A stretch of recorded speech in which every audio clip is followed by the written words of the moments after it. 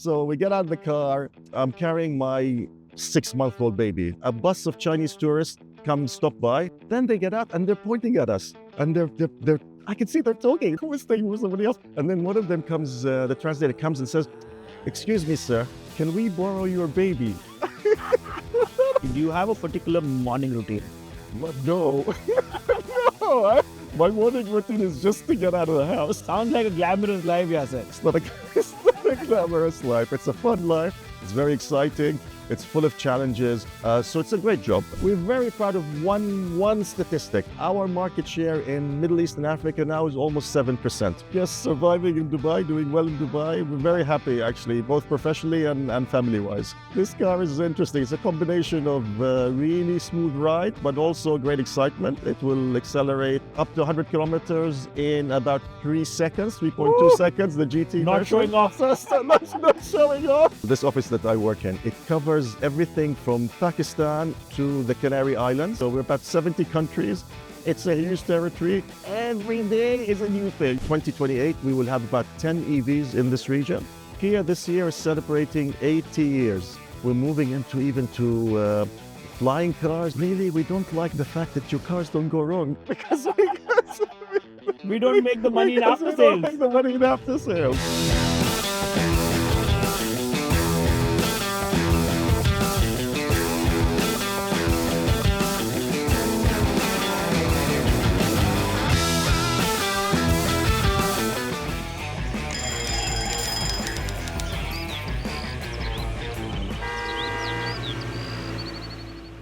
Hey Yaser, welcome to Mashable Mornings. Good How are morning. you doing? How are you? Yes, very good. Thank you. Glad to be here. So we're driving on this side of the road because you happen to be a person in the UK Yes. a lot, and I happen to drive in India a lot. Yes. So we take a while to get used to this we side. have to be on the right side. Absolutely. Yeah. But good fun. You've now completed about 10 years of being in the Middle East, Yeah, 8 years, just over 8 years. and then 2 before. And yes, and then 2 before. So yeah, doing, just surviving in Dubai, doing well in Dubai. We're very Yeah. happy actually, both professionally and family-wise. So good Yeah. to have you say that, because we're driving a really slick looking car today. Yes, it's our EV6, Kia's EV6, launched last year in the region.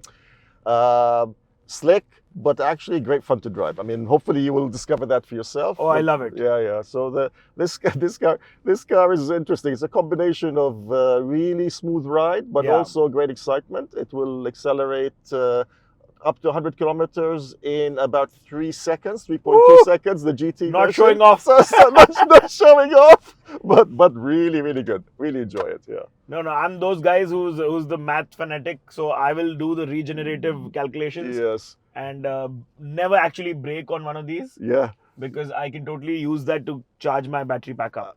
Absolutely. No, it's a lovely car. I mean, I don't know what the sales are doing in India of EVs, Yeah. but in the Middle East, in Dubai, Dubai is starting to take off big time on Really? EVs. Yeah. Dubai. I mean, you'll see that. You'll see lots of cars. You'll see lots of Teslas. You see lots of BYDs. Yeah. You're starting to see the Kias because it's only been recently launched. Tell me this: you are on Mashable Mornings, so I have to ask you: do you have a Sweet. particular morning routine? No, no.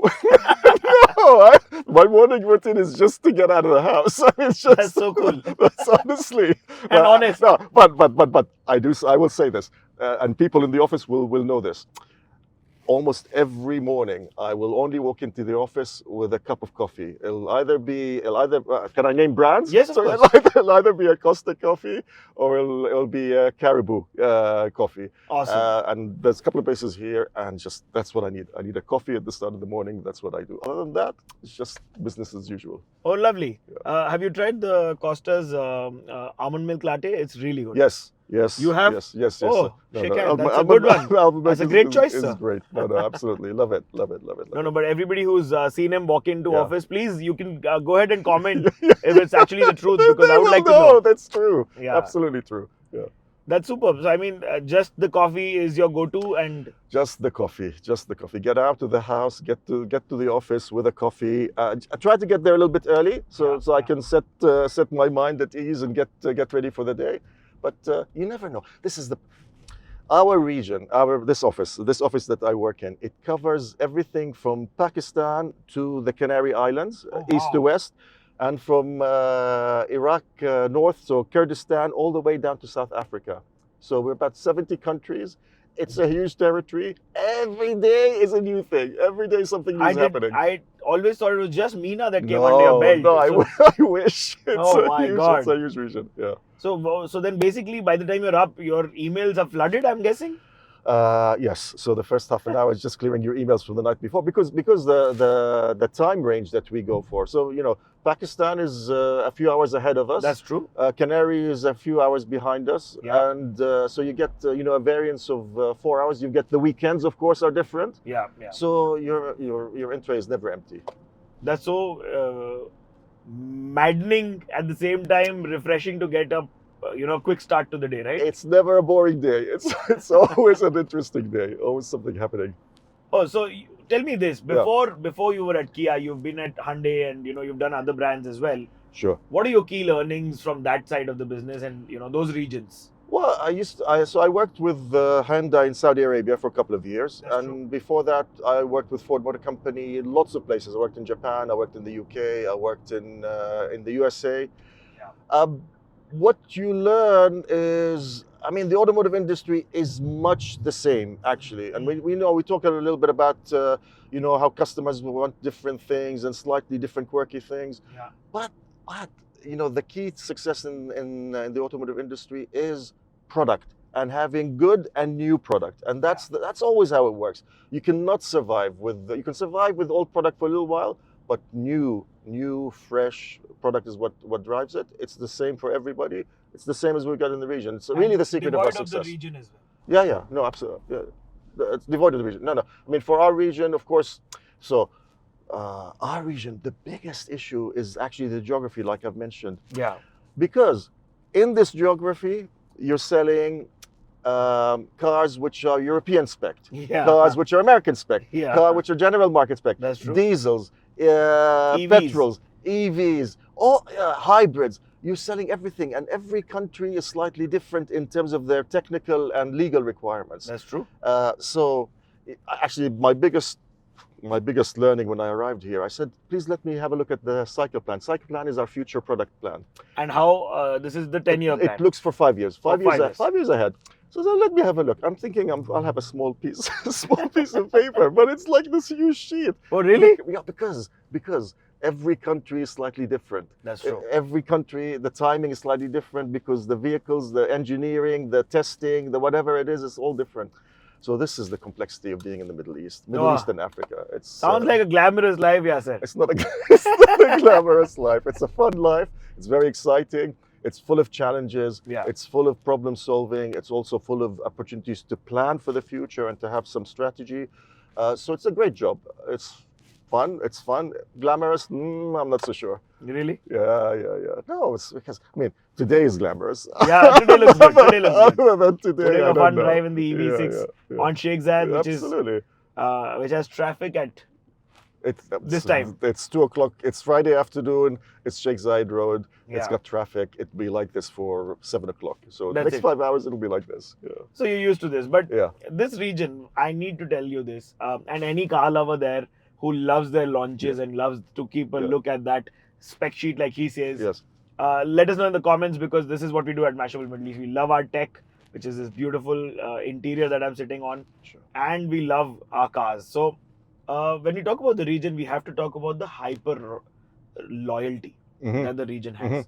People will buy the same version of the car, probably something that their fathers and forefathers also owned. Yeah, you get that actually. You get that a lot. So, for example, of course, the king in the region here, the king brand, biggest brand is Toyota. Toyota's and a lot of loyalty for Toyota, That's historic, absolutely. Loyalty in many other ways. Some of the old brands, the American old brands, still have loyalty. But the thing that's about this region is the youth. It's a very young region. That's so true. Very young, and 60%, 70% is under 30 years old.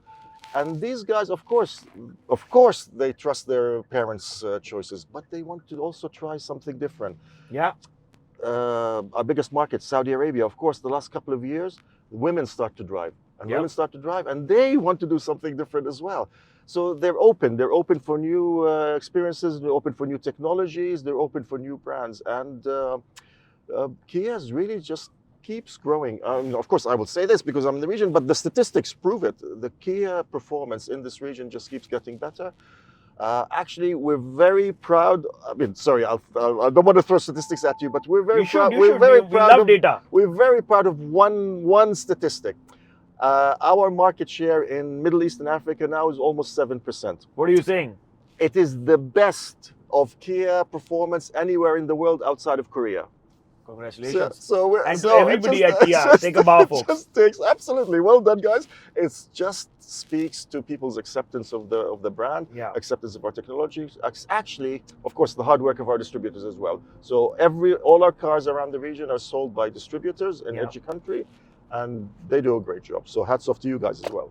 100%, because it is very easy for us to sit inside in air conditioning, be it the HQ or wherever else inside this car. It's very different on the shop floor. So absolutely, when you're there on ground, can you tell me some fun stories that you have experienced, and what have you heard, or anything that's your direct experience or something that you've heard? Okay, so this is the funniest thing that's happened to me in a dealership, but it had nothing to do with cars. I'll explain to you. I used to work in the UK, right? I told you that already. So one day, it's the weekend. So I'm not on business, but me, my wife still now, don't want to get in trouble. My wife there, my wife still now. We went to visit a dealership in Manchester, UK. The parking there, I wasn't visiting the dealership. I had to park the car there to go somewhere else. But the Manchester dealership is right next to Old Trafford. To Old Trafford. Old Trafford, Manchester United. So we get off the car and everything. Every football fan knows what you're talking about. Everybody knows. So we get out of the car. I'm carrying my 6-month-old baby. Now, my 6-month-old baby was born 10.9 pounds. Almost 5 kilograms. Okay, well, anyway, this will explain the story. So we're standing there. A bus of Chinese tourists stop by. They're coming to see Old Trafford. Then they get out and they're pointing at us. And they're I can see they're talking. I'm thinking, they must think I'm somebody. They must be mistaken for somebody else. And then one of them comes, the translator comes and says, "Excuse me, sir, can we borrow your baby?" I said, "What?" I said, "What do you want to do with my baby?" He said, They want to hold them.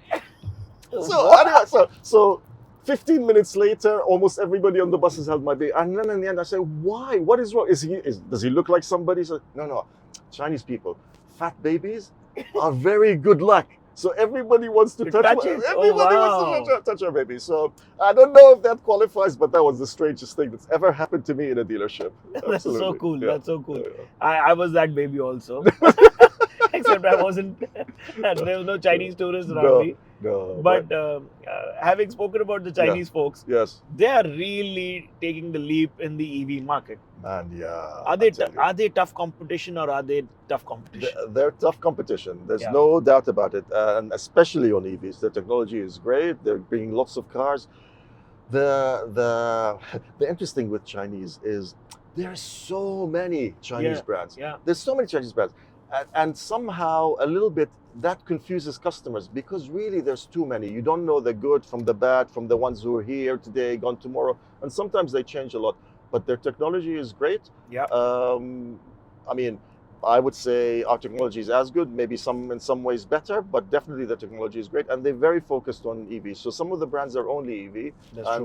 So that's a different take from us. From our point of view, we know EV is happening, but what we do know is also EV, particularly in this region, it will take a long time. It will, right? It will take a long time. So we know that for the next few years, EV will grow, but the great majority of our sales, the great majority of people's purchases will be normal internal combustion engine vehicles. That's true. And our lineup,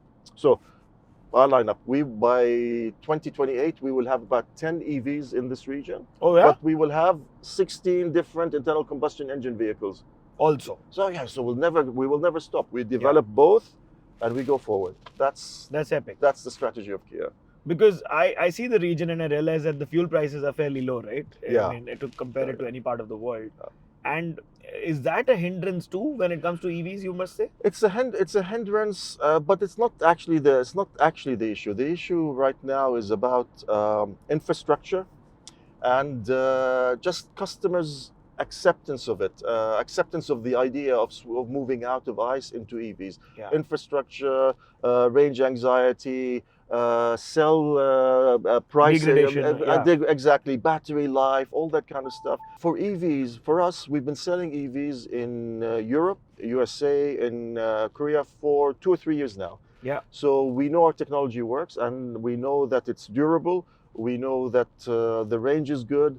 The good thing about this region, it will take a little bit of time, but Yeah. if you talk to the governments, if you listen to what they say, they all have sustainability plans. They all Yeah. have Goals. targets. They all have goals. They all want to get there. Yeah. And not just that, the people themselves, they're starting to get into sustainability. They're starting to get into not just cars, sustainability in general. The need to In life. absolutely, Yeah, absolutely. yeah. You know, food sustainability, food usability, That's true. not lack of wastage. Upcycling of my clothes. Absolutely. Yeah. So it's starting to happen in this region. So it's just a matter of time. It'll get there. That's so true. I mean, if you all are one of those who look at sustainable practices on a daily level, please let us know in the comments, because we are looking forward to finding such heroes who do such good, not just content, but just life practices. And But- that is something you'd like to highlight. Last year we did something with a company called the Waste Lab, which is all about recycling food during Ramadan. You know, Ramadan. Oh, yeah, is a big- lovely. so it's just so much food, unfortunately, gets wasted during Ramadan. So we did a job on that. Effort that we did with the Waste Lab was one of our most successful social media campaigns. People got really interested, got really positive That's so about sweet. it. It wasn't to do with cars. It wasn't to do with selling cars. It was just to do with doing something for the community. Really, really successful. We're going to do something similar this year. Continue that story with the Waste Lab. Sustainability is one of our key pillars for sure. We'd love to drop by, be able to contribute in any Oh, fashion. please do. That would be Create really more good. content to create awareness around this for sure. That would be great. Because I think Ramadan is that time in the region where I think everybody comes together and tries to do their bit. Yeah. Yeah. No, absolutely. That's It's wonderful, beautiful. wonderful time.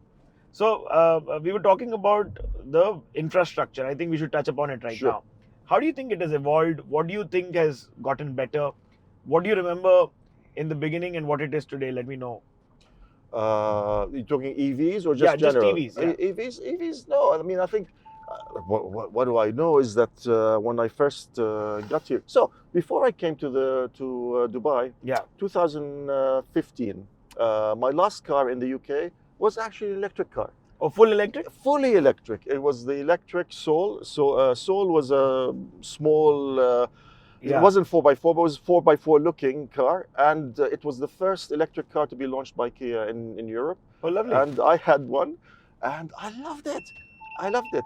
And it was easy enough. I would charge it at home. Okay. We had a charger in the office. There were chargers around London. Not a lot, but there were some.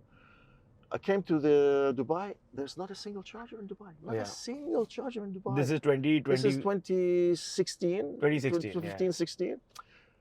Now there are. Yeah. Even in my own building that I live in, there's 3 or 4 chargers. Our office, not because we installed them. People do. They installed 5, 6, 7. Most malls, they'll have them. So it's starting to happen. It's and people can. I mean, now in the UAE, definitely you can have a journey from one place to the other, from Dubai to Abu Dhabi, from Abu Dhabi to Al Ain, Sharjah. You don't have to worry about That's so charging. true. You will find a place to charge. Yeah. And if you don't find, it's not that big a journey anyway. It's That's not true. that big a journey. I mean, yeah. you can. On this one, Yeah. you can totally complete it Yeah. to and fro. It's 400 kilometers, 400 plus kilometers. You'll go, you'll come. You just at night, if you have a place with a charger, just stick it like your phone. That's Stick it. It will charge. Next day, you're off. I think it is more to do with a behavioral change and a practice that we need to unlearn with our ICE engines to get to be an EV first person. Yeah, it's just exactly, absolutely. It's just a change in how you behave, how you deal with your car. That's so true. People are used to it, though. I mean, like I said, especially it's not a phone, but phone charging. People now are used to just this is how you're using your phone. You charge it overnight. Yeah. You wake up. Off I you put go. it in my dash charging Yeah. right now. It's Yeah, just yeah, it's just innate. Yeah, absolutely. I'm really excited about the tech that can come with the roads having the charge. I wonder how that will be. Yeah, I mean, the idea of being able to charge while you're driving, it's technically possible. It's quite expensive, but possible. And Someday. I'm sure the technology will get cheaper. The really good thing in this region, actually, things like that, new innovative ideas, things that are going to pushing into the future, it's happening. It's like, Yeah. for example, in Dubai, in the UAE, you have Masdar City. Masdar City is a huge sustainable city. It's a world leader in that. Yeah. In Saudi Arabia, with NEOM and places like that, they're very focused on sustainability. They're very focused on electrification being a key thing. And I think some of these technologies are some of the things that they're building from scratch. Yeah. It's difficult to build that when you've already got an infrastructure. If you're building the infrastructure from scratch, definitely you can put that in. That's so true. You built a city keeping in mind the EV first. Absolutely, you built it for that. You built it that yeah, way. It's yeah. really, really impressive. Folks, for everybody watching, if you're seeing us do it in a Kia, I'm sure there are a lot of Sportage fans here. That has a loyal fan base. Yes. What do you have to say about that car? So look, actually, generally, this is a little bit about Kia and about Sportage. Kia this year is celebrating 80 years. Yeah. 80 years since it was launched. Congratulations. Thank you very much. So we're And this is really to everybody around the world. we're really proud of our 80 years. And Sportage has been around for about 40 years of that. 40 of that, the last That's 40 so years. true. Yeah. And Sportage, when it launched, it really changed Kia, because Kia before was known as a small car, That's true. affordable car maker, and then Sportage came. It's an SUV. It took part in the Paris Dakar rally. Yes. It proved its worth. It's durable. It can deal with things, and it quickly became, and still is, our best-selling car. Best-selling vehicle in the world. Actually, best-selling vehicle in our region. Yeah, that's what I'm telling you all. Everybody who has a Sportage, has a story with the Sportage of their family, should let us know in the comments, because that car is just hotcakes. It's hotcakes, and it really captures the essence of the brand, of the way it's going to be. And the latest version, or the latest edition that we've literally just launched, Yes. something called the Sportage L. Yeah. It's a little bit bigger. It's got a stronger engine, so it has the best performance of any vehicle in that segment. Oh wow! It has great size. It's probably, I would say, maybe the best headroom, the best legroom. Yeah, I don't want to comment and just say I'll get myself in trouble, but it really is a great fit for the customers here. And we just launched it last month, and it's already flying. So really happy with that. Yeah. Look at that, and it's not just cosmetic changes. There's the muscular design is in right now. Well, the technology on the inside, the muscular design on the outside. It's just a car that every iteration. This is now its 5th generation, and every generation just pushes it even further. That's so nice. Yeah. That's exactly how it's supposed to be, I guess, with automobiles. What I'm really excited, and because I spotted a pickup truck, is the Tasman. Yes. So we've been driving behind some other pickup for the last couple of minutes. A very famous one. We should tell you. Very famous one. But are you excited about that? Very. I just time last week or the week before last, we were in the Jeddah Motor Show. Yeah. And that was the global launch for Tasman. First time we really revealed the car to anybody. It doesn't come to this region until I think May next year is our first production. May, June will be our first production. So by H2? So H2, H3, it will start selling. Great pickup. We've done the testing here. Mm-hmm. We've done it through sand, through the summer, through everything. It's just, it's going to be a wonderful thing. But it's going to be very lifestyle, because it's full of technology. Yeah. It's full of good performance. I love the colors also. The colors are wonderful, and it's a very. It's actually quite interesting. It's a very, I mean, of course, pickups probably should be macho, but it's a very macho looking truck. That's so true. People check it out, have a look at it. We're doing lots of work on it between now and actually launching it. As soon as we can, we'll invite everybody to come and see it in the showrooms. We're really looking forward to it. We'll do another one of these that time. Yeah, we've never had a pickup, and the pickup in this region is about 10-11% of all the industry. So right now that's exactly why the question. Yeah, we're doing very well. 7% share, but there's 10% of the market that we're not in. So we're going to get there. That's what you're We're going to going to tap go into. for that. Yes. What are some key insights as the VP that you can tell me about this region, about the consumer, about the kind of vehicles they pick up? It's difficult because if you say what is the consumer insight into the Middle East and Africa, it's a huge area. It was just like Okay, so, you can give me some tidbits from everywhere. Yeah, no, I mean it's just for the GCC, for example, it's quite interesting. Maybe I mean people will know they like their power, they like their space. Generally, they will buy bigger cars rather than smaller cars. Yeah.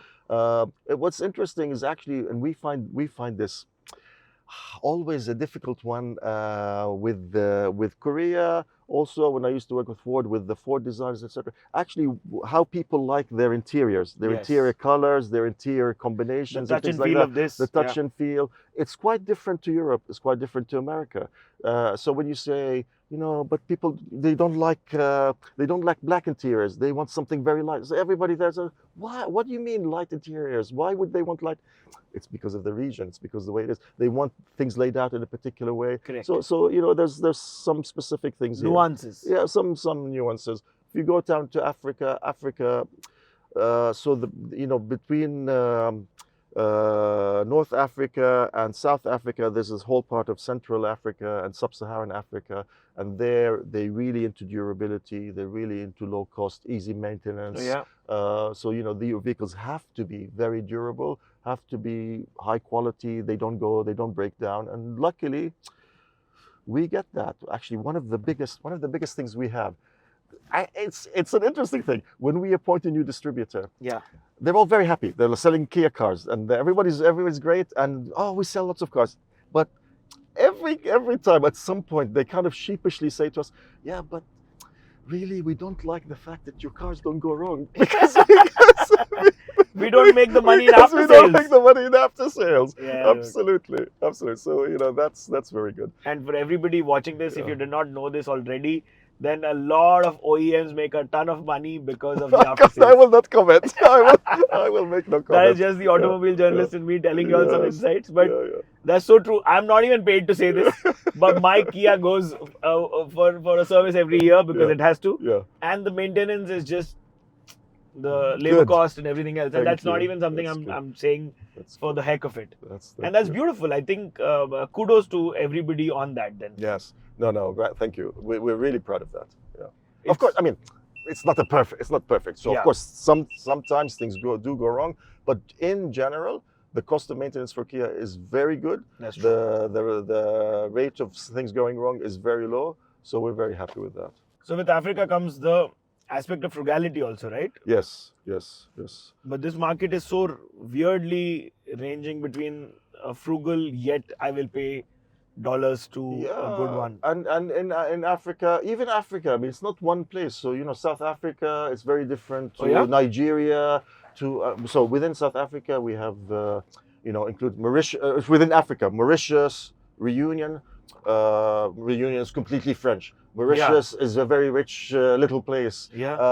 The Canary Islands are actually within us. It's basically they do whatever Spain does. It's very much it's a Spanish territory, but it's part of our territory, and the purchasing there is completely different. Egypt, Morocco, Tunisia are quite different. The rules there are, even though they're like North Africa, but the rules there are different. The way the governments allow purchases. Culturally also they're so different. Culturally they're different. So that's just I mean, that's what makes it interesting. It's never boring. There's always something new to do. There's always a new problem to solve. There's always a new car to launch. Yep. Endless. I love it. It's just moving from the automobile side of things to a little more about you, because it must be tricky to then manage teams across all of these regions. How are you dividing your time in the management? So I look after sales. After sales, we call it ownership, but after sales, and also the network planning. Who's working where, which distributors are doing what, the performance, the new locations, So I look after all of that. Actually, we have a really good team. We've grown our team this year because we think the region deserves more attention. even more detailed planning. What we find is it's almost like we're like a farmer. The more you give to your work, the better you will get back, and that's what we're doing. Really, we find this region is the more effort we put in, the more people, the more effort, the investment, the more attention to detail we get. Really, we get the response back. So you basically are divided into the three things. We're divided into three things. We have a good structure in terms of regular meetings and regular reviews and all that kind of stuff. It's just it's a business. We have a business structure, and absolutely, and it works. I have a really good team under me, 3 great heads of each area, and then the teams under them. Great. It's never easy, but we have a really good team. That's the key thing. That's kudos to everybody who works under you and with you. And it's important that everybody aligns to the single mindset that y'all are trying to set, right? Yeah, actually, I'm glad you mentioned this because Kia 2021, 2022, just after Corona, we launched a completely new way of managing our business, a new brand strategy about being sustainable. Oh yeah? Absolutely. So we say we're a sustainable mobility solutions provider. We're not just making cars, we're providing solutions for movement. And it's true because we're moving on to EVs, we're moving into flying cars. We have a partnership with a company called Supernal that's developing. I had actually written that. I don't know if you saw my. No, I didn't. Oh, damn. No. It's just we're moving into purpose-built vehicles. We call it platform beyond vehicles. So where basically the customer can come to us and be much more clear of how he wants their car to be built. How does it look? So we try and build it to their specification rather than give them something that's been like, this is what we can build you now. You figure out how you use it. That's so cool. So that's what we're doing, and sustainability, both in terms of the materials that we use. Even we have a plan that by I may be misquoting myself here, but about 2040, all of our factories, they will be using zero CO2. They will not have a carbon footprint because all the electricity that we will use will be provided by companies and providers that have a zero carbon footprint. So whatever they produce, they're going to offset in other ways. So cool. That is exactly the world that we need to head towards. That's the way it should be. As folks of the automotive industry, we do our fair bit of damage. Yes, I mean, historically it's been the case. It's very intensive. Of course, it's industry. That's what happens. Yeah. But we've given ourselves our own targets. It's not a government-imposed target. It's not nobody's forced this on us.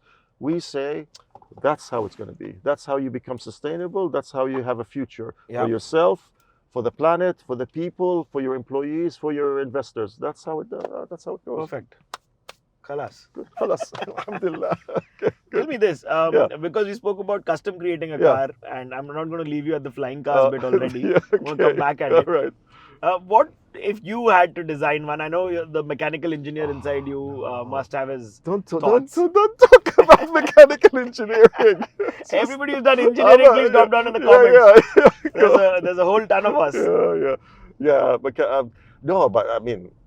So you design your own car. Let's say you have the tools for it, and I mean, technology in my car. Actually, I'm going to give you 2 different things. Okay. First of all, my favorite car feature. Actually, people don't build it like this, but it's my favorite car feature isn't my favorite car. My favorite car is a Mercedes 1955 300 SL with the gull wings. Oh.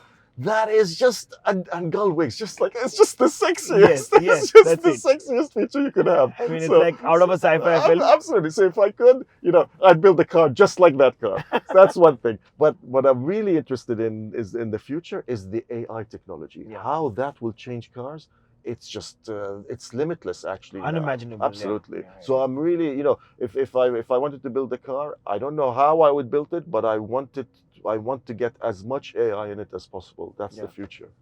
But isn't AI already come into the automotive industry in a big manner? Of course, it is happening. So self-driving and all that autonomous driving, it's happening. Yeah. But still, there's the long gap to go. So autonomous driving is has about 5 different levels of autonomous driving, and that's so true. It's like ADAS. Yeah, absolutely. So ADAS is part of it. So it's step 1 or step 2.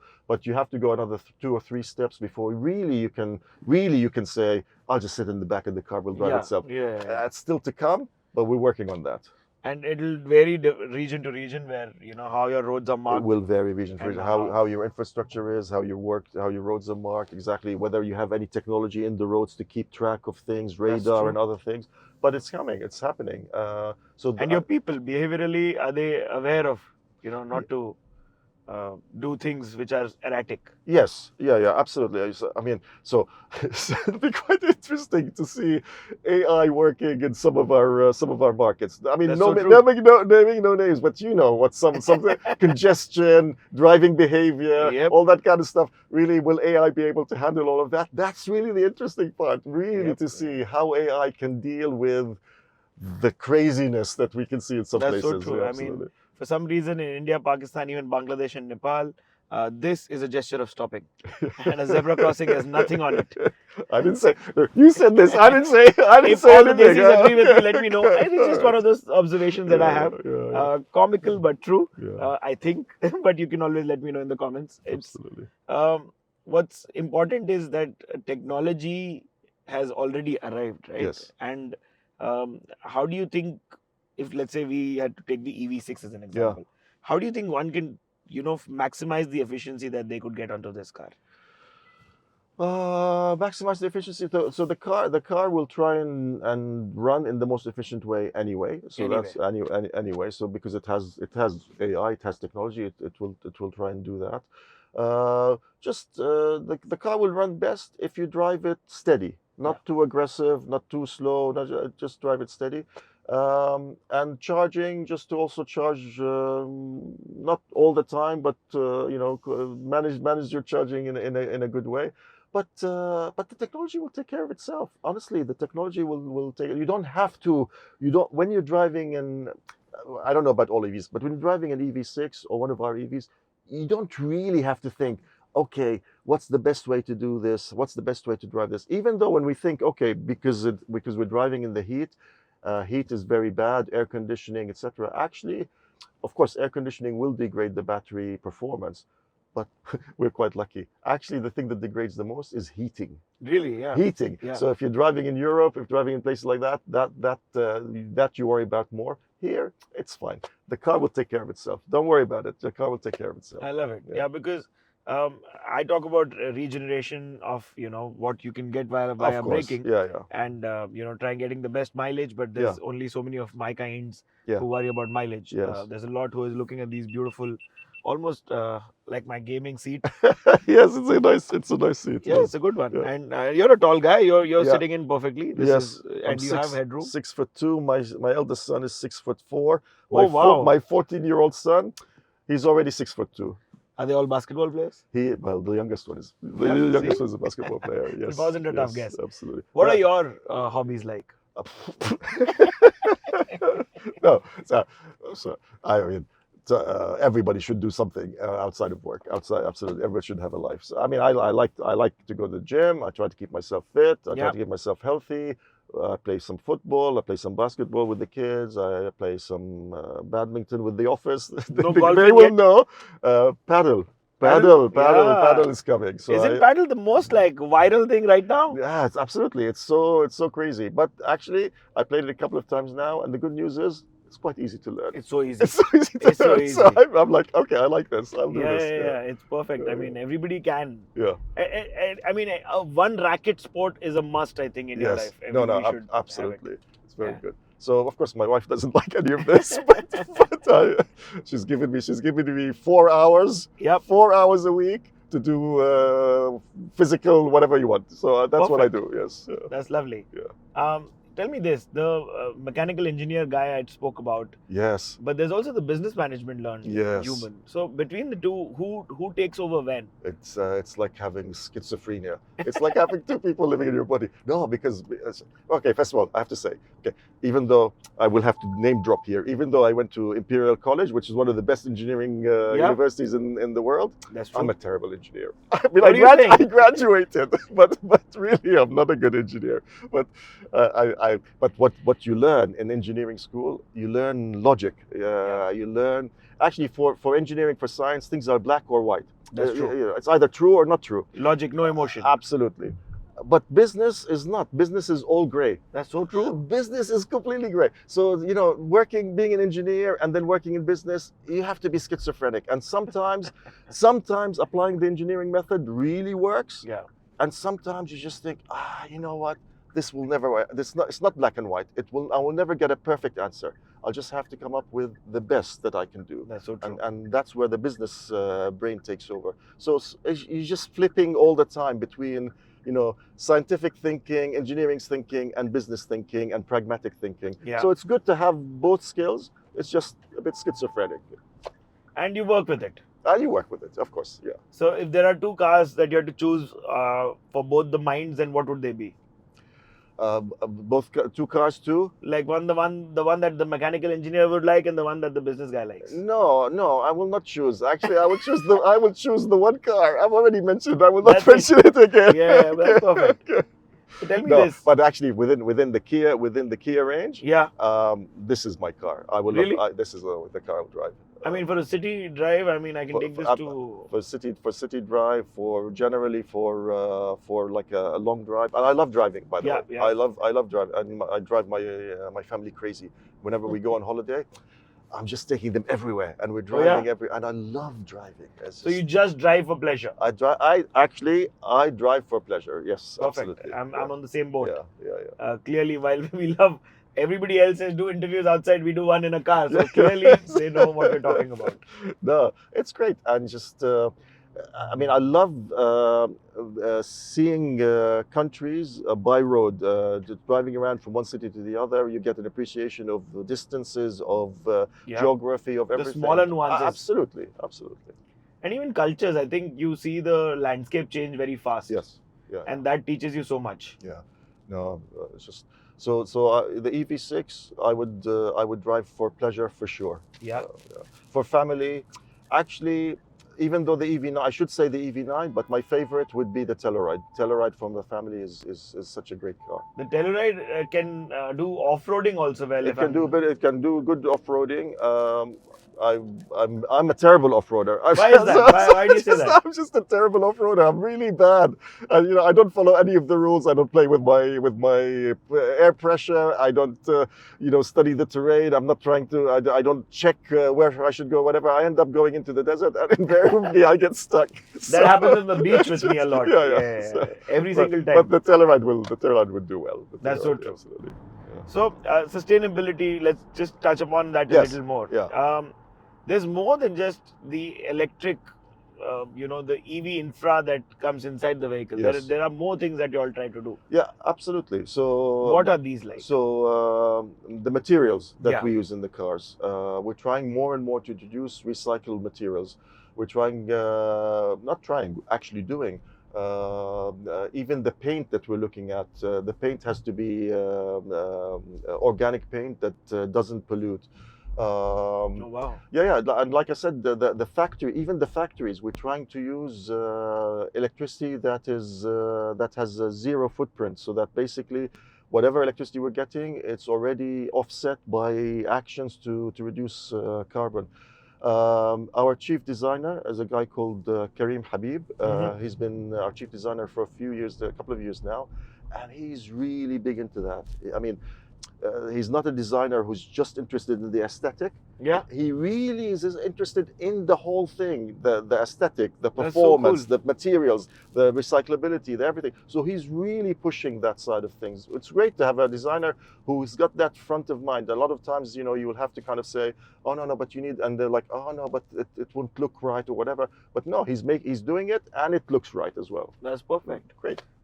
He's Lebanese, by the way, Lebanese Kudos. Canadian. So he's got a good connection with the region. He was with us in Jeddah for the launch of the Tasman. Great guy. Really appreciate it. Yeah, the Tasman looks beautiful, sir. Beautiful. It looks so nice. Any leadership mantra that you would like to tell us? No, I see. You say that, and I hate these things. I hate this. 80-20 rule. One thing. The one thing. Yes. Ask for forgiveness. Don't ask for that. Actually, no. The one thing it's not mantra, but you learn this the wrong way. Is the hard way, not the wrong way. The hard way is to actually accept your limitations. I'm not good at everything. I'm not going to be able to do everything. Exactly. So really, I just now know that there are some things I can do very well, and there's some things I need help with, and I know where to go to and how to get it. So just don't try and do everything. Yeah. Hire the people who know how to do that. Yeah, Other yeah, thing that you absolutely. don't. Absolutely. And they will do it for Yes. Yeah, yeah. So we were talking about road trips. Yes. Tell me, which are your favorite roads to drive on, and My favorite road trip, which I've done and I want to do again, is actually in South Africa. Yeah. Driving around the Cape area, Cape Town and the wow. areas around it. And definitely my favorite road trip in our region. Really? It's just, I mean, South Africa is a beautiful country, and there's so much variation. Actually, they got mountains. You've got the seafront, the beaches. You've got all the farming areas are just beautiful, so green, so lush, and then you transfer to more like a deserty type things, and actually that's Cape every Town, landscape right there. Cape Town, the city. You should go if you haven't been. Yeah. Get yourself to Cape Town. It has the nicest vibes. I mean, generally cities by the sea have a good vibe. That's and true. Cape Town is one of the best cities by the sea, for sure. That's so cool. What about the Dubai Abu Dhabi drive? Do you like that? Yeah, of course. I love Dubai Abu Dhabi. No, actually, I don't do it that much, but Yeah. it's a tough drive. Of course, I mean, it used to be really tough because it was a long drive with very little happening. There's nothing around you, but now, with so much growth, Abu Dhabi is growing this way, That's Dubai true. is growing that way. I think it'll be one very soon. They will be very close to being one within very soon. And then Sharjah will try to catch up. And Sharjah just keeps going. Yeah. Just, I mean, this country and this region, the growth over the last few years has been phenomenal. That's so really true. Unbelievable. Do you remember the first time you were here, and what do you remember from that trip? You know what? I will tell you when I went. My first time in Dubai was August 1998. Oh, wow. August 1998. And I remember arriving in Dubai in what is Terminal 1. It was the only terminal then. That's so true. And I remember it was 3 o'clock in the morning. It was August, 3 o'clock in the morning. I came from the UK. Oh, you're facing the heat. My first step out of the plane at 3 o'clock in the morning was August in Dubai. 3 Oh my o'clock. God. It was hot. It was crazy. But the other thing I really remember from that first trip to how organized Dubai was. Yeah. Honestly, I stepped out of the plane. I had the Marhaba service there. They took care of everything. Very organized. And then afterwards, hotel. The hotels were already great then. Not many of them, but they were already great. The level of service, the level of it was just really, really a pleasant surprise to be in That's so Dubai. true. Really, and I didn't know what to expect. I'd never been to Dubai before. Yeah. Abu Dhabi, Dubai, UAE. I knew, and remember back then they were still Growing. unknown. I mean, it was still growing, so I had no idea what to expect. I was just really, really excellent service. You must have seen Sheikh Zayed being come about. Yes, yeah. I mean, Sheikh Zayed was there. It was being expanded, and at the time, I remember with me and my wife, we started living in Dubai. It was like, what is going on? Why are they building all of this? And Yes. of course, fast forward 20 years, it's full, and actually, it needs even bigger roads. That's so true. It is so much fun to see the whole place come about and become this massive, huge place for opportunities. And it's not a bridge city anymore, right? No, it's not a bridge city. It's a real city. It's a full vibe city. It's got neighborhoods. It's got different vibes, different places, and it's just a real metropolis now. Yeah. And I keep doing a wrong exit, and Yeah, I'm it's rerouted at least 2 kilometers Let's from have a further look. ahead. Oh, it's okay. You'll be fine. Actually, I'll keep an eye on it. And, Yes, thank you. just, No. I was also trying to admire the skyline and keep a track of our crew. Yeah. And now they know that we've been doing this, so they'll also follow our lead. It's okay. But were you driving around Dubai then, and yes, what? I was driving around Dubai then, and It wasn't working with Kia at the time. It was Yep. with somebody else. But really, I mean, again, the good thing is that it wasn't so busy, so you could see a lot of Dubai. You could see all of Dubai. You could see Hatta, Al Ain, Abu Dhabi, everything. But what was always noticeable is that this country was actually it had so much vision. I remember at the time we. My boss at the time, one of our bosses came visiting, and the government wanted to show them uh, the vision of the future. So they Oh, took wow. us they took us to where Media City is Oh, yeah? now. Then it was nothing. It was just a land that they were starting to build. And the guy said, "This is where Microsoft is going to go. This is where Oracle is going to go. This is where da da da." And we thinking, yeah, whatever. But really, you just That's go, exactly that's where- exactly what happened. Exactly what happened. Yeah. I'm just amazed. I was just thinking that, the global village used to come about where Festival City is right now. Yes. And that's why it's called Festival City. Yes. And such insights are only known to folks who have been there before and Yes. Yes. now. Yeah. Actually, the global village. My first year here wasn't even Festival City. It was down by Khor Dubai. Oh, It wow. was a huge piece of land over there that they were using, and that's where and then they moved it to Festival City, and then now they moved it to the permanent place. Address, Yeah, exactly. Now it's huge. It's huge. It's Ah, a it's real massive. It's a real feature of Yeah. Dubai now. Yeah. Let's talk about a little of those personal experiences where you've heard, actual stories and, trends that you keep seeing. So, what is the most weirdest trend or things somebody has asked for in a car when you've been around, or a story you've heard? I don't know actually. Weirdest thing in a car? No, I mean I don't think anybody's asked me for anything too crazy. The one thing that we've started to see that is a little bit crazy, a little bit far-fetched, is that people are already asking about flying cars. Actually. Yes? Yes. So every once in a while, every couple of months, somebody will either write to me on LinkedIn or email me or whatever and say, okay, I want to buy. It's like, why are you going to buy a flying car? Where are you? I like how they're writing to you as What well. are you going to do with it? Yeah. It's amazing. Let's write to the VP at Kia and tell him, I need a flying car. They're coming. Like I said, I mean, I think we're working on that technology, but it's a little bit early to be doing that. That's so right now. true. Yeah. Tell me this: when you're also talking high-level management, you're talking a lot of vendor management. Yes. So, what are the ways to manage external vendors the best? Actually, I mean, the first trick is to get the right vendor so that you don't have to manage them. Seriously, Yeah. that is so hard, and Yeah, actually it's so difficult. getting the right and a lot of people will compete on cost and things like that, but actually, service and ease of management is the key thing for you. I don't have the time and energy to manage somebody who's supposed to be able to manage themselves. So that's so true. the first thing. And then of course, making sure that the KPIs are right, making sure that you're focusing on the right things, and that's all part of the vetting. So we would take much more time about deciding who, rather than do it quickly and find out. The worst thing is when you do it quickly for the wrong reason, and then you have to reverse it. You've wasted time, money, effort, everything. I really, really agree with that, because it's okay to start a little later, but then once you've started, then you want to be with the right people. Do it right. Yeah. Do it right. Absolutely. And as a manager, are you somebody who's head first into the MISs, or are you picking up on personal meetings and taking notes from the board meetings? What is that? Yeah, I mean it varies a lot. Some things you have to move on very quickly, so sometimes you just have to kind of roll up your sleeves and just jump into it.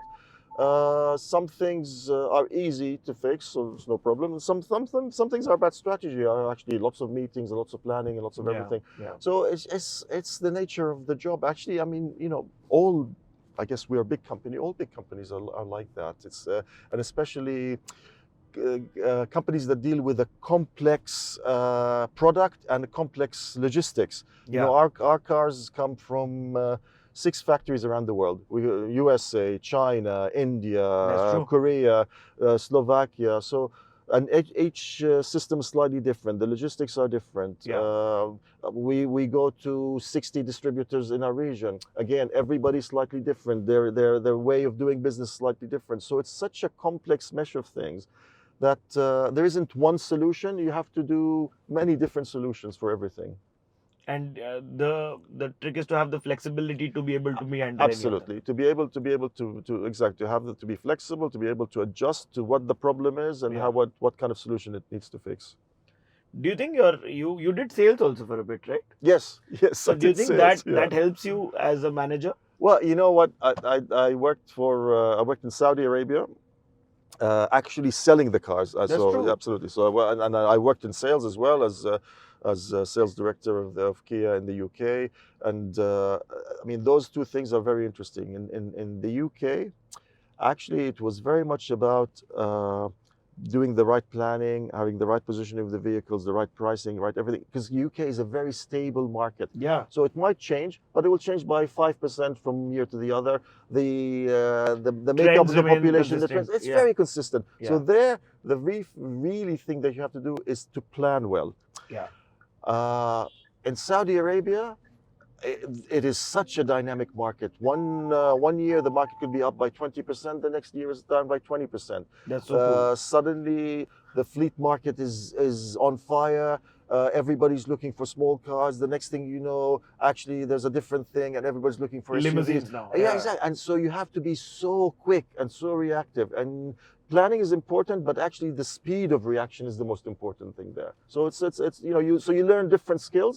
And you get to apply them in the region, because all these different skills you will need for some point at some time for some problem. Yeah, for sure. I mean, it is people skills after all. If you can get your people aligned to adapt, then I think you're sorted, right? Yeah. And like I said before, we have a really good team. We've grown our team. We've recruited some really great people, and actually Kia in general is in a really nice spot just now. Oh yeah? Yeah, we're so clear in what we want to be. Our vision of what Kia wants to be is very consistent with like global trends and where it wants to be. Yeah. The product cycle is great. We have so many cars coming in, so many new cars. We've talked the EV6 launched last year, EV9 also launched last year, EV5 we were just talking about. It's just coming. The Tasman, it's not an EV, it's a pickup. First time we're doing that. The new Sportage L. We just so many new things, and product is king in the automotive industry. Yeah. I'll just let the ambulance pass through. Product is king, but look at that. I asked him about a sales question, and the sales guy that he had tuck. The 4 new cars that are coming are now in front of your face. Well, that's my job. I have to do this. But honestly, we had a meeting on the back of the Jeddah Motor Show with all our distributors to talk about vision for the future. And there we talked about a lot of this. We talked about our strategy, our product development, what we need them to do. And afterwards, a couple of the people came to me and to my other co-presenters and said, "My God, you guys are really, you know what you're doing." Yeah. And we say yes, but because it's true. We're not. What we're doing is we're not giving you some sales spiel. Yeah. This is real. Actual this is happening. Yeah. Absolutely. You see it. You see it just last year. You see it this year. You see it in the future. Yeah. I talked about our share. Actually, what we're also really proud of is we are now the 3rd biggest brand in our region. The 3rd biggest. And this is your second chance at the region. Absolutely. Yeah, so really cool. Unbelievable. The 3rd biggest market share. The number 3. Again, he is doing as well in the region or better than anywhere else in the world except for Korea. So cool, so cool. I completely laud the whole team for it. And you know, there are some technical things because we're Mashable. We have to talk about tech. Yes. So tell me this: what do you have to say about the platform beyond vehicle? Because I know that's coming, and that's going to be big, right? That is going to be big. Platform beyond is an interesting idea. It's the idea that we can build a vehicle and they're all electric, by the way. Yeah. Because having electric platform really helps with the customization. We're going to build vehicles that are much more customizable for what the customer needs. So, for example, if you want a unique vehicle for I don't know, logistics or transportation or Not that we've done a deal with, but Amazon wants the delivery vehicle Yeah. or whatever. So and you want it in a particular way, you should come and talk to us. Perfect. DHL, for just that kind of operation, or government, or maybe in sustainable cities and smart cities, because these vehicles will not only be electric, they will be very high tech. They will be run compatible with management systems of the infrastructure of the city, of autonomous driving, all that stuff. It really all links into these vehicles. They will start from the back end of next year. Perfect. And the first one will come, and then we will have again a whole range of them. Not an area that we've been in before. Kia is growing. Was one Kia, now it's becoming Kia of ICE, Kia of electric vehicles, Kia of pickups, Kia of platform beyond vehicles. Just the future. I'm just really excited about. Yeah. No, I love this childlike energy that you bring to the table here. That's so cool. Really, it's lovely. It's really. If you could choose a company to work in, and if I could, I would choose Kia. Are you all hiring? Is there a link that I can put in the below? We're just finished hiring for the year, but we'll have a look at next year. Now tell me this: the Australia Open has been a huge partner for as a sponsor for Kia. Any events or things that you're eyeing over here, because there's all kinds of sporting events happening in the Middle East? Actually, 2 years ago when we had the World Cup here, it was a big event for us, for the region actually. Of course held in Qatar, but we had so much activity around that, and it really worked for lifting the brand in the region. Coming up, actually, we're just looking at a few things. I can't really say, but we're looking at things. Actually, what we're also interested in is esport as well. I think there's a future for esport. It's unbelievable how much growth there is. We're into sports. We like sports, whether it's like say football with the FIFA sponsorship or tennis, but esports, we're doing some things there. I'm sure it will become clear in the future. I love that. Yeah, that'll be something nice. Yeah. Tell me this: is there somebody who you've thought could do your part in a biopic if there was to make a movie on you? That's such a vain question. That's like, oh yeah. Who would play you? Here's a hero. It's vain for me because I would say, it should be George Clooney. I don't know.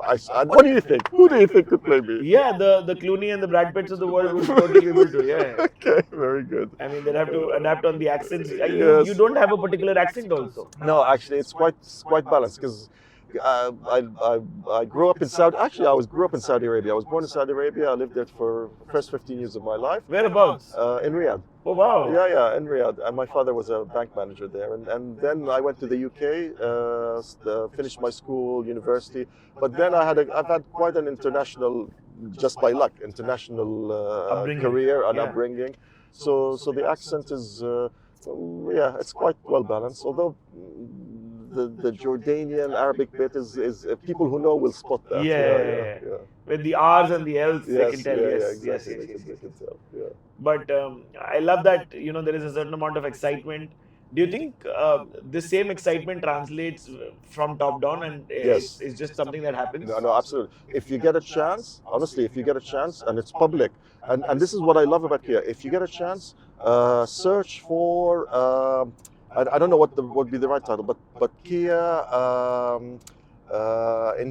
Investment Forum, or because every year our CEO, our president, will stand on video to a group of the investors, the global investors, and he will give them the strategy for this year. What's happening? What happened last year? Of course, lots of people do that. Lots of companies do that. You have to, but this is available to anybody. Anybody can go and watch it on YouTube. It will tell you what volumes we're planning, what cars we're launching, what technology we're working on, and the excitement. You can spot it in the president's presentation, in anything that you see being presented by Kia, or on the web, anything that's public. It's there. It really is. It's not. And that's the core ethos of the company. Absolutely. Yeah. Absolutely. Everybody's really excited and fully aligned around the new brand. Kia used to be he used to be very aggressive on numbers. Yeah. Sell so many, achieve so much, wholesale so much, whatever. And of course, you need that for success. But 100%. what the business realized is that's not enough. And you cannot build your future on just selling more. Yeah. What you have to build your future is, what is it that you're selling? How is it that you're evolving the product, the company, the brand, how you connect with the world around you? That's Honestly, so it's just really exciting. We're going through a great phase. And if you don't believe me, watch what happens in our showrooms. And if you don't believe that, watch the videos. And if you don't believe that, come back in a couple of years' time and you will see. You will look back and you will see what happened. You've totally replicated the Saudi way of going about life. Absolutely. You know, that one big brand, it's going to be here, and it is exactly, here. Exactly, absolutely. So of course, it will involve a lot of hard work, a lot of challenges. Yes. But we're very, we're not taking it easy, but we're confident that we know what to do, and we will do it right. Perfect. I love that. I think we have to talk about just new launches and how they've kind of subdued now. Once upon a time, car launches were a huge thing, right? And omni-channel distribution. Yes. So how do you tackle both of these things? Well, we still do launches, but what we do is we, of course, we still do advertising and launch and bring the press and whatever, and these are all important people. Yeah. But we also now get a lot more involved with social media, with influencers, with generating a buzz, with TikTok, with all these platforms. Right now, people get their information not from one everywhere, place, from everywhere, and they get a little bit from here, a little bit from there. So we have to be in all these places. So whereas before our big spend was on the physical launch, now our big spend really is on getting to people through all these different channels. That's so true. Absolutely. Yeah. And how much are you online? We're well online. Actually, me personally, no. Actually, this is such a damning indictment of me, because I'm the worst. I mean, not even on Instagram. No. Shit. I will be on Instagram now. But really, I mean, I am. Of course, I have an Instagram account. But really, do I check it? Nah. I'm just not even TikTok. No, yesterday, we're talking about this. Jimmy, our marketing manager, he says, "You on TikTok?" I said, "No." He goes, "Why are you not on TikTok?" My father's on TikTok. So, anyway, my children will have to teach me all of this. All of my parents, my parents are sending me reels in my DMs now. Are you serious? Yeah, it's crazy. Way. So that's definitely a sign for you to get on. I have to get on. 100%. I think the generation that we cater to is excited, and it's beautiful how they are picking a sustainable car over an IC. Yeah. And they ask, and they're interested. They really are interested. It's just really, really, really good. And I love it because it's so rare, because we didn't even think like that. No. We spoke V6, V8, grunt, and we were that generation. Yeah. But now it's just you look around you. You have to. That's so true. So how did you like doing this with us? I loved it. Really. Good fun? Yes, great. I just hope it comes out nice, but really, yes, I had a great time. So did we, and we hope you all take back something to learn from this. It has been a pleasure to have you, Yaser. It's my pleasure. Really enjoyed it. Superb. Really enjoyed it. It's the insights that we take back, because I get a masterclass from you for about 90 minutes that you all see a concise version of, but you all know what to do. Do not forget to hit the subscribe button and click the bell icon if you haven't already. We keep doing great stuff with content on tech, automobile, culture and entertainment, and now sports also in the Middle East. And we will continue to give great content to you. This is me, Siddharth Alamban, signing off. And if there is a particular discount that we can offer, this is when you should tell us. You should DM me. That is if he's on Instagram, you'll probably see it. But we'll have something for you in the link below. This is me, Sid. Bye-bye.